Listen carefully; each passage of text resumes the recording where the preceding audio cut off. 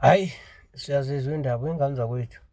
Siyazizwa indaba. Yazi kade ngibona lesi sithombe leso salo mfowethu, angazi noma ngizothi usisi noma ngizothi ubhoti. Ake ngithi usisi, ya. Uyazi lo muntu lona lokhu kuthandwa ukubukwa nangento engekho, engenasidingo, nento elahla isiko lakho.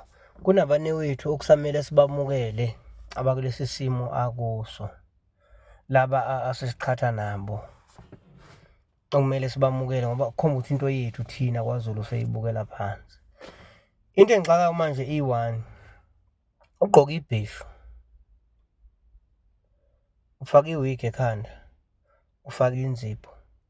Ibheshu lihlukene, khona ibheshu eligqokwa abanumzane ngokwesintu, bese kuba khona eligqokwa abafana. Manje leli yena uligqoke as ini, my worry i-one, ufake inzipho, uthele ne-wig ekhanda, uligqoke as ini ngoba ngicabanga ukuthi mhlawumbe ukuthi umuntu wesimame ukwakhe umuntu wesimame. Uma uthi umuntu wesimame, ngicabanga nje bekumele ayigqoke, kumele kube isidwaba. Into abengayigqoka bekungaba isidwaba. Uyabona nje impela lokhu kuthanda ukubukwa, ugcina usuyehlisa nesithunzi into yakini. Ezinye iy'nhlanga ay'thini nje manje, zingathi ibheshu kwaZulu ligqokwa umuntu onjani, ligqokwa umuntu wesilisa. Nakhona ahlukene phela, awafani ibheshu eligqokwa umnumzane neligqokwa umfana nje. Ngeke aze afane. Lo mdlalo wabo nje babawuqale kahle noNgizwe, bekuba umsindo, kodwa manje ayisabhekene noNgizwe kuphela, ngoba phela umuntu uyabheka lento le, ayiphendule futhi azayiphendule uNgizwe. Isithinta wonke nje umuntu wesilisa umZulu ukuthi hhayi mani lo sisi lo wenzani. Ake ngithi usisi ngoba i-gender yakhe ithi usisi, asikuyeke okunye. Ibheshu, liphi ibheshu elikhandela umuntu wesimame?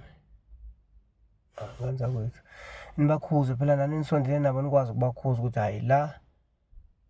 Uyabona manje usemoshela laba futhi okusamele sibamukele thina ukuthi ngokobulili banale nkinga lena eso, okusadinga ukuthi sibemukele. So wamukela kanjani nje bebamoshela kanjena nje manje?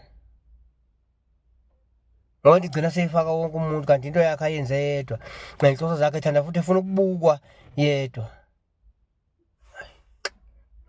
Hello Mzansi, welcome to Mgosi waseMzansi. Nangibhodi usende message ebantwini baseMzansi ngemva kokuthi abone Dominic agqoke imvunulo nge-Pride Day lapha eJohannesburg.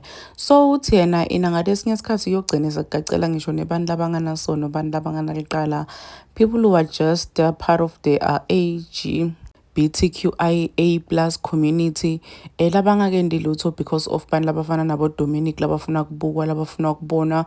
Uthi ngala ufake ama-nails, ngala ufake tinzipho, ngala ugqokele imvunulo awusa understand ukuthi sekufuneke uthi kahle kahle umbhodi kumbe ungisesi kahle kahle sekufuneke bantu badideke ukuthi kahle kahle kwendakalani lana. Uthi le nto lena itosusa msindo, itosusa impi, isuse ngisho nelidlame ebantwini laba innocent, because yena ufuna kubukwa, because yena ufuna kubonwa, because yena uzama ukuprove i-point ukuthi mina ngimZulu ngagqoka whatever lengiyifunako, aningitsheli nina lokho. Sekuthi there are people who are saying ukuthi right look Dominic akwendako, they don't see anything wrong, akagqoke imvunulo naye umuntu ifamZulu akagqoke imvunulo yemaZulu. And there are people who are saying ukuthi akumele akwende lokho because ungqolisa lisiko lemaZulu.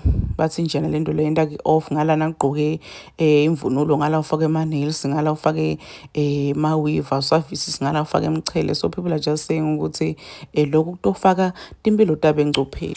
Please do comment what you think below down on the comment section. Don't forget to hit the notification bell. I'll see you in the next one. I'm signing out. Goodbye.